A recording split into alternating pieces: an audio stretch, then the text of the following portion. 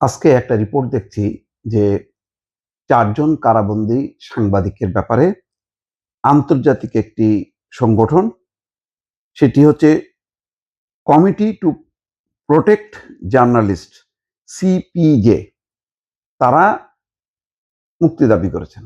কেন করেছেন? যে কথাটা আমি অনেকবার বলেছি যে সাংবাদিক সহ অনেকের বিরুদ্ধে ঢালাও হত্যা মামলা হয়েছে এবং এটা অন্তর্বর্তী সরকারের সময় উত্থাপন হয়েছে।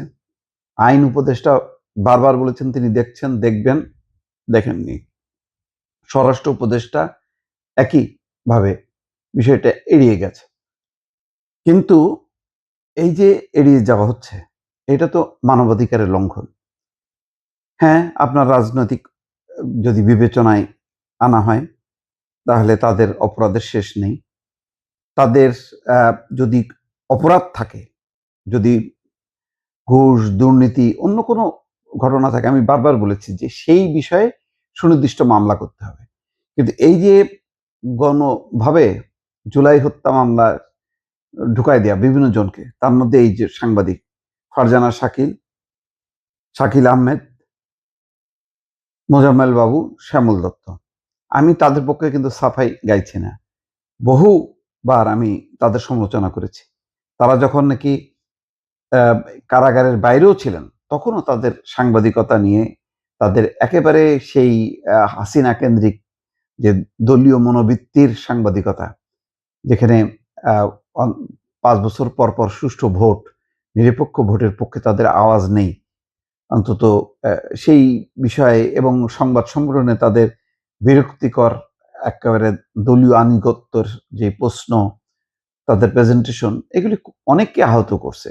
এগুলি ধরে ধরে বলা যায় কে কি বলেছেন। আমি সেই বিষয়ে না বললেও আমি বলতে চাই যে এই যে লম্বা সময় ধরে তারা থাকলো অন্তর্বর্তী সরকারের সময় থেকে এখন পর্যন্ত, কিন্তু তাদের বিরুদ্ধে তো এই হত্যা মামলার কোনো অগ্রগতি নেই। কমিটি টু প্রোটেক্ট জার্নালিস্ট ঠিক এই বিষয়টা বলছে যে তাদের বিরুদ্ধে হত্যার অভিযোগ তোলা হলেও কোনো বিশ্বাসযোগ্য প্রমাণ উপস্থাপন করা হয়নি এবং কোনো অভিযোগপত্র দেওয়া হয়নি।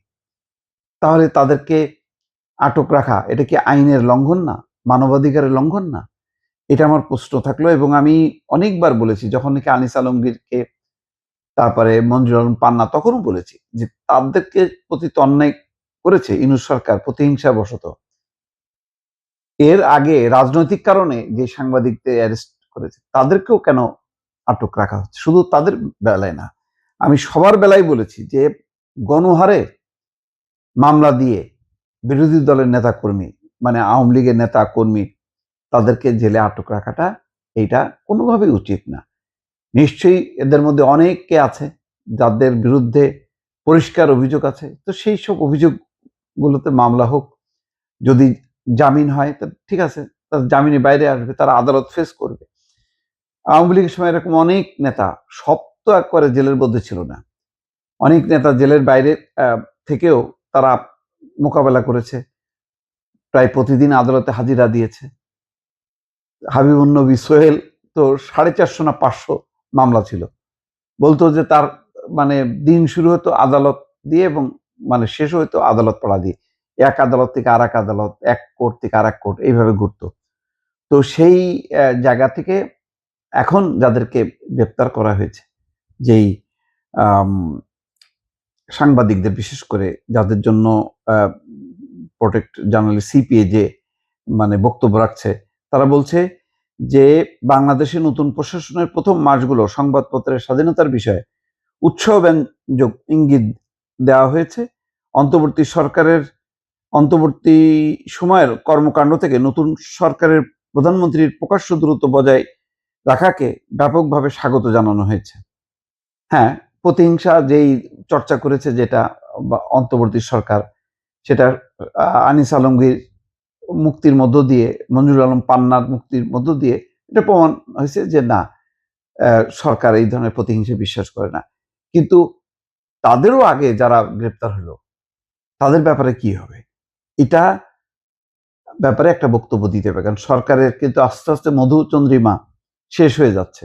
এখন অনেক প্রশ্নের উত্তর দিতে হবে। এই প্রশ্নগুলোর ব্যাপারেও তাদেরকে প্রস্তুত থাকতে হবে এবং এটা জবাব দিতে হবে। তা নাহলে আন্তর্জাতিক সংগঠন যখন বারবার প্রশ্ন তুলবে, এক পর্যায়ে তারা বলবে যে বাংলাদেশে গণমাধ্যমের কোনো স্বাধীনতা নেই। সিপিএ যে বলছে যে সাংবাদিকদের বিরুদ্ধে রাজনৈতিক উদ্দেশ্য প্রণোদিত মামলা প্রত্যাহার, সংবাদ মাধ্যমের কণ্ঠরোধকারী আইন পর্যালোচনা এবং সংবাদকর্মীদের সুরক্ষা জোরদার করার মতো বাংলাদেশ জাতীয়তাবাদী দলের ইশতেহারের প্রতিশ্রুতিগুলো সিপিজে সহ অনেক পর্যবেক্ষককে আশাবাদী করে তুলেছে। এই প্রেক্ষাপটেই আমরা সম্মানপূর্বক বিষয়টি আপনার নজরে আনছি। অত্যন্ত বিনয়ের সাথে একটা দিয়েছে যে এই কমিটমেন্টগুলো তো ছিল বিএনপির, সেই কারণে তাদেরকে নক করছে। 18 মাসের বেশি সময় ধরে যে আটক রাখা হয়েছে, বলা হচ্ছে আমাদের নথিপত্র, তাদের পরিবারের সাক্ষ্য এবং আন্তর্জাতিক আইনজ্ঞদের পর্যালোচনার ভিত্তিতে দেখা গেছে অভিযোগের সপক্ষে কোনো বিশ্বাসযোগ্য প্রমাণ উপস্থাপন করা হয়নি এবং কোনো অভিযোগপত্র দেওয়া হয়নি। ফারজানা রূপাকে বলা হচ্ছে 2024 সালের নভেম্বরে তাকে 2 সপ্তাহের জন্য মৃত্যুদণ্ডপ্রাপ্ত আসামিদের জন্য সংরক্ষিত কন্ডেম সেলে রাখা হয়েছিল।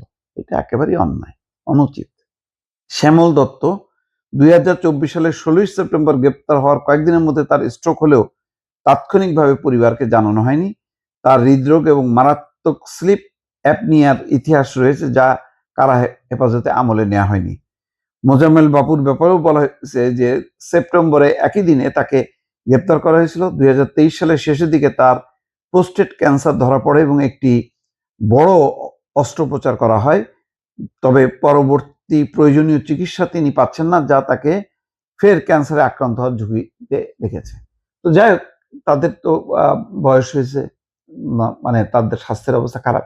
সবচেয়ে বড় কথা হলো যে মিথ্যা মামলায় মাসের পর মাস কারাগারে রাখা, এটা একেবারেই আইনের দৃষ্টিতে তো বেআইনি, আবার মানবাধিকারের দিক থেকে এটা সুস্পষ্ট লঙ্ঘন। সুতরাং এটা যাতে পর্যালোচনা করা হয়।